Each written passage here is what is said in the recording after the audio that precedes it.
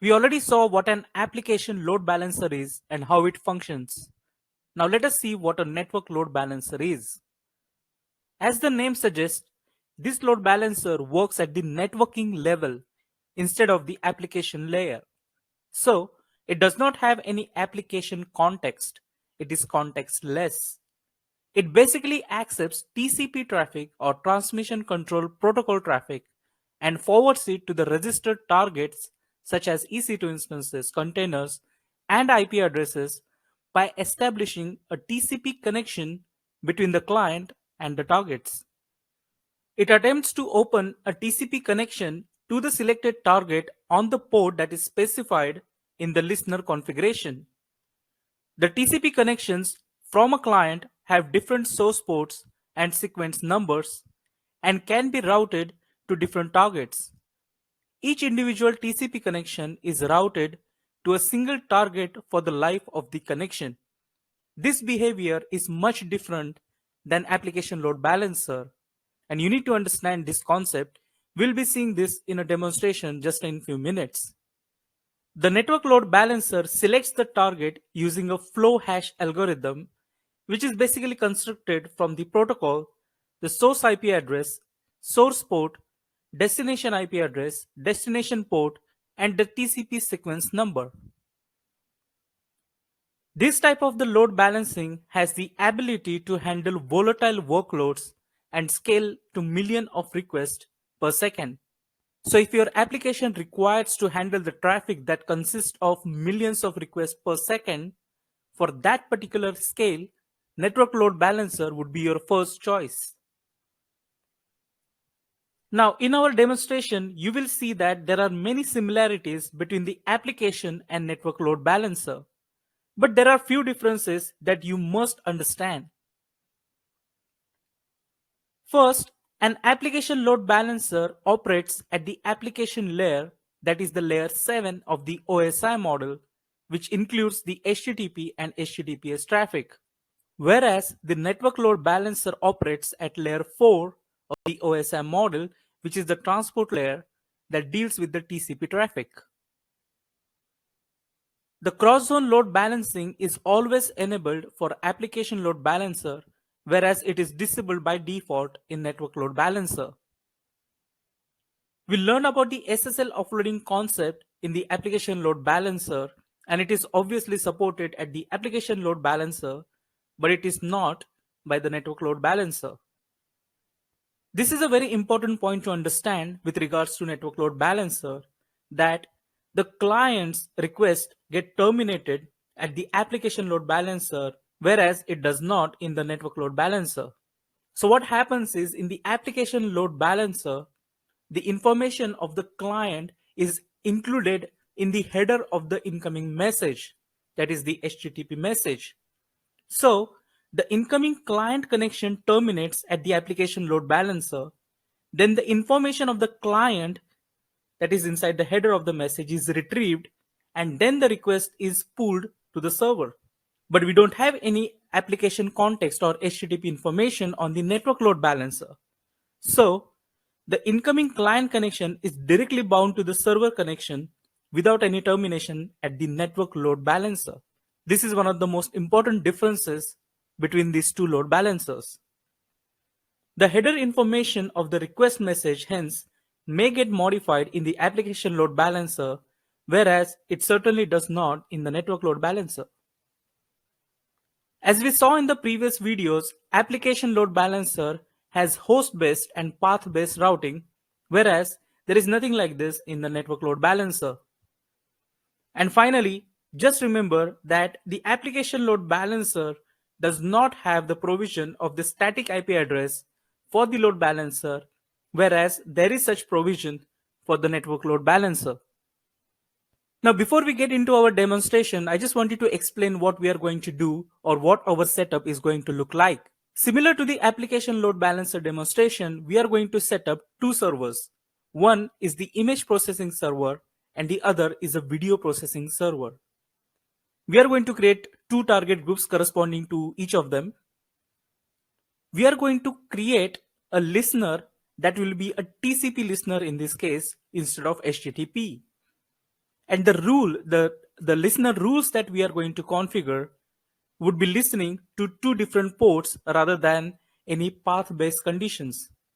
So our first rule would be that if the request comes for port 80 from the browser, and in this case we are going to use HTTP browser, but you can use any other context such as FTP or any other protocol, application layer protocol for your application.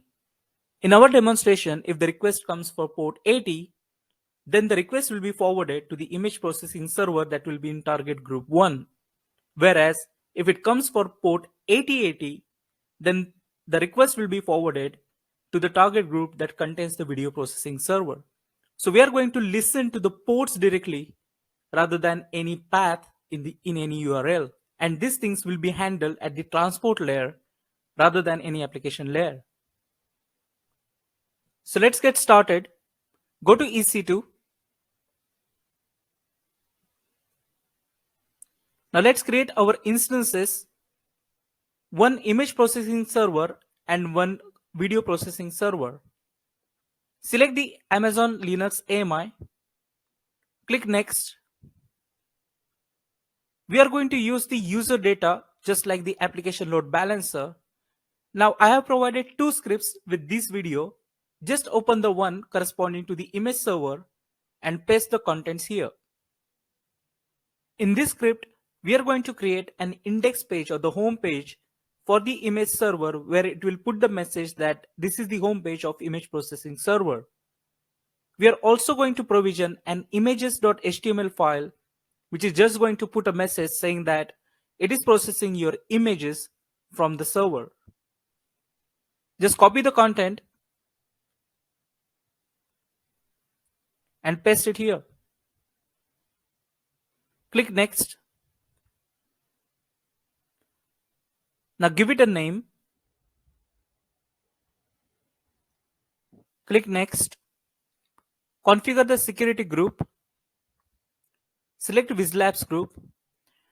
Now here, if your security group does not have any TCP related protocol and port range setup, that's okay, we can do that later. But select this group, click Review and Launch. Click Launch. Select the key pair and launch the instance.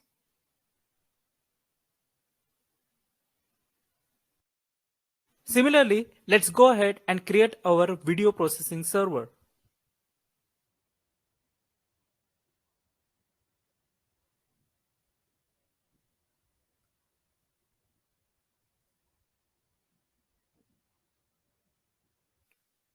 Now, while our video server is getting processed, let's go to the security groups.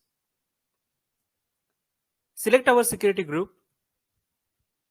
Click on Inbound.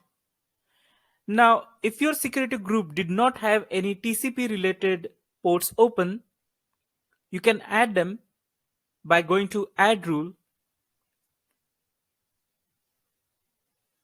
Select All TCP. Now you can select using Anywhere or My IP address. For this demonstration, I'm going to select Anywhere. Click Save. Now this security group will allow all the TCP connections for the instance that is incoming as well as outgoing. Now go back to the instances and you can see that our image server and video server have been provisioned and they are running. Let's test if they are working. Click on image server and just open its public DNS.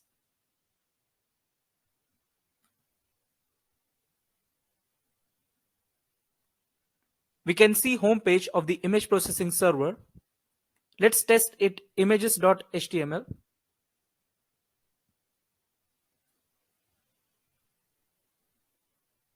Seems to be working fine. Similarly, the video server.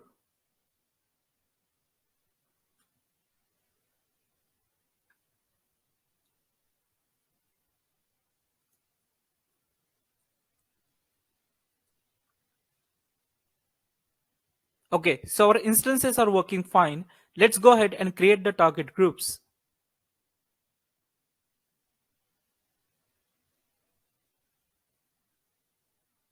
Create target group.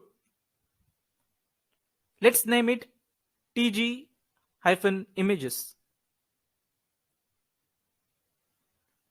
Now the protocol that we are going to use is TCP. For the images, let's keep the port as 80 and we are going to use port 8080 for our videos. The target type, keep it as instance. The protocol as TCP. Just keep the advanced health check settings as they are. Click create. Let's add our targets to this target group. Go to edit. Select the image server. Add to registered. Click save. Now let's create our videos target group.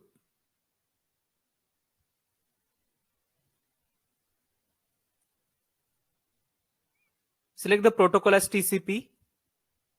The port that we are going to select is 8080 and hit create.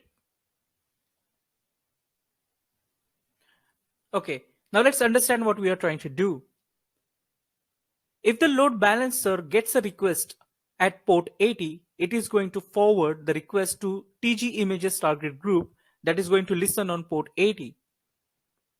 If the load balancer gets a request at port 8080, the request will be forwarded to TG videos target group. But our instance that is inside the TG videos target group is actually listening to port 80 by default. We need to change that. So let's go back to instances, go back to video server and open this DNS. Now you can see that it is listening by default at port 80. So if you append a colon and 80, it is going to show you the home page. But if you select colon and 8080, it is going to give you an error that it cannot find the home page. Now we need to configure such that its home page will be at port 8080. So for that, you need to SSH into this video server instance. So let's go ahead and open PuTTY. Go back to your instance details. Copy the DNS. Now the user is going to be ec2-user at and paste the DNS of that video server here. Let's save this as video. Now click on the connection, SSH, expand that, click on authentication. Now browse for the PPK file, open it and say open. Click yes.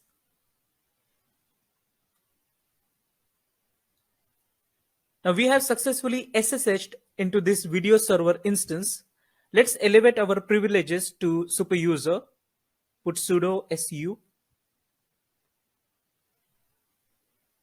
Now by default, the Apache server's port, that the HTTP port, is listening on port 80. We need to change that to port 8080. Now for that, we need to update the httpd.conf file such that it will listen to port 8080. Now for that, you need to type cd/etc/httpd/conf. Now let's edit the file using nano.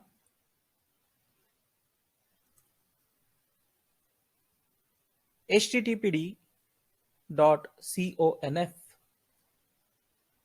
Now you need to scroll down here till you find the listener.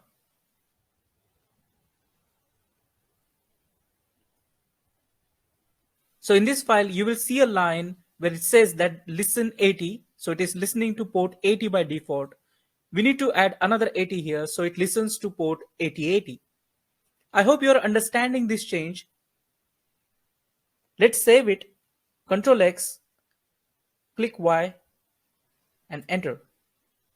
So now the Apache server on this Linux machine will listen at port 8080 for all the web requests. Let's test that. Let's go back to our tab. In this URL, we are listening to port 8080. Just hit enter. It's not working.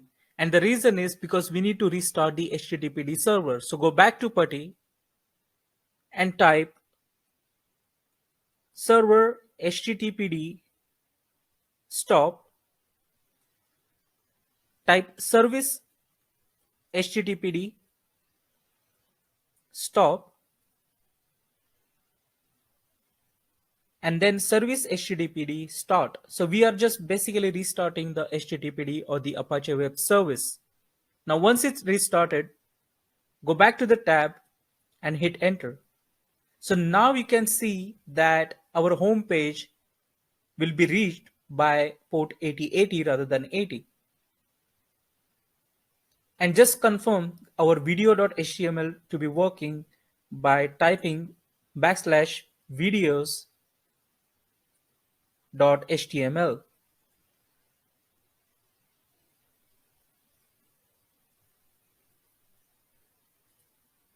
And there you go.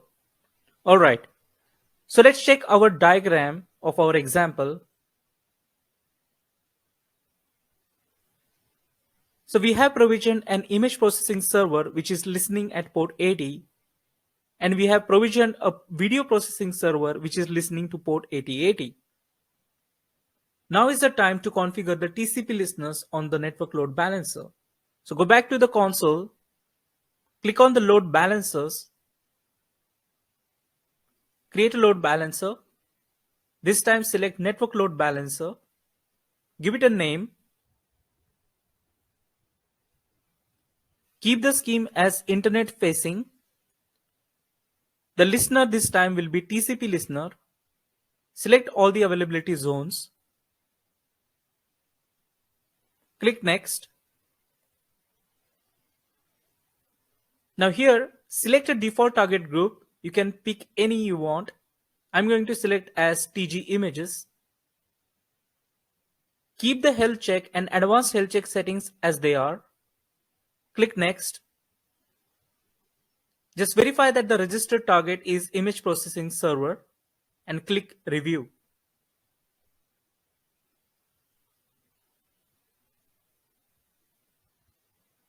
Now note that the state is provisioning at the moment. Let's go to the listeners. Now it has already created a default rule where the traffic will be forwarded to TG images target group. Now let's go ahead and add another listener, this time for the port 8080, and the action is to forward this traffic to target group videos. Click save. And that's pretty much it. Go back to listeners. So we have two rules, one for port 80 and one for port 8080. Let's check our example again. We have configured our system as per the diagram. Now let's go ahead and test this. Okay, at this stage I have realized that we have not added the instances to the target group for the videos. So go to the target groups, select the TG videos, go to targets, and here we need to add the video processing server. So edit it, select the video server, add to registered, and hit save. So we have the video processing server added to the TG videos target group, and we have the image processing server that is added to the TG images target group. Now let's go back to the load balancer. We already have the listener rule configured, so go to description, copy its DNS or open it in another tab.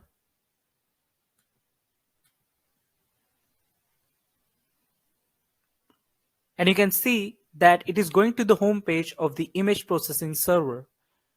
Now let's call for the port 80, and you can see that it is still going to the home page. So the image processing server is behaving as expected. You go to port 80 and open the images.html file.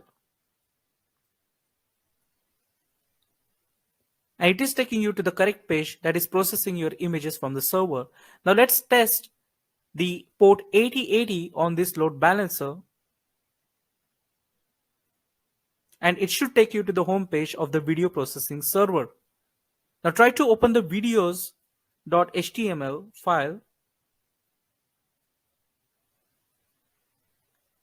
and it is showing you the processing your videos from server page.